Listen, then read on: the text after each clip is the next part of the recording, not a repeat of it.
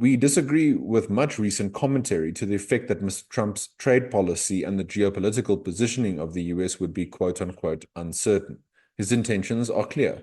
The manner and intensity of implementation remain open. The state will become more involved in shaping trade and investment policy and priorities. Indeed, on the campaign trail, Mr. Trump referred to the word tariffs as his favorite word.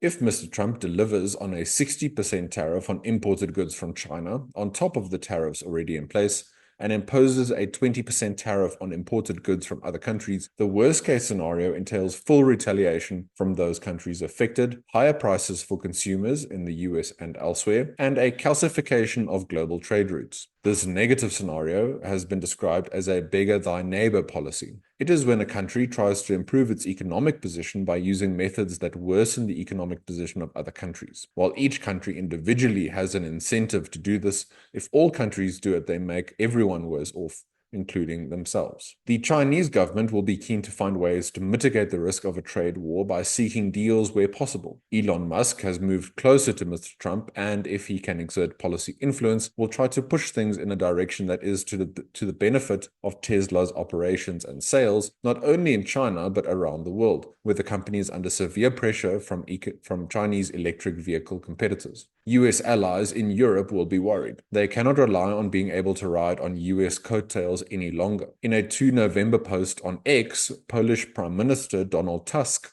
summed it up best. Quote, Harris or Trump? Some claim that the future of Europe depends on the American elections, while it depends first and foremost on us, on condition Europe finally grows up and believes in its own strength.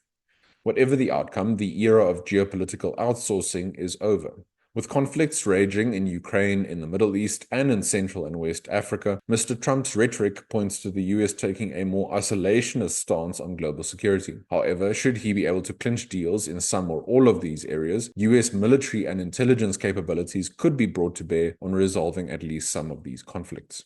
For South Africa, the government of national unity and South African businesses must plan for the risks ahead and set themselves up to take full advantage of the opportunities that will present themselves.